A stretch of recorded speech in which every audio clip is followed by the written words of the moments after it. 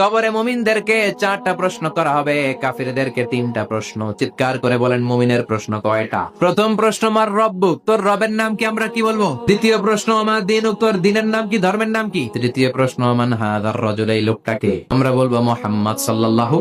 3টা প্রশ্নের উত্তর যখন আপনি কবরে করে দিতে পারবেন, অতিরিক্ত একটা প্রশ্ন, ওয়ামা ইলমুক, এই যে 3টা প্রশ্নের উত্তর পাল্লা, কেমন করে উত্তর জানলা? কোত্থেকে শিখেছো? নকল করে আনছো কাফনের কাপড়ে? আপনাকে বলতে হবে কোরআন থেকে আমি শিখেছি।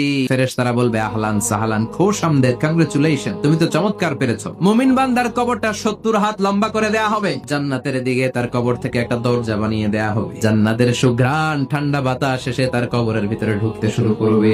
জান্নাতীদের পোশাক তার গায়ের মধ্যে পরিয়ে দেয়া হবে। আল্লাহু আকবার। বাসর রাতে বর যেমনি কনেকে নিয়ে ঘুমিয়ে যায়, মুমিন বান্দা আনন্দের একটা ঘুম দিবে।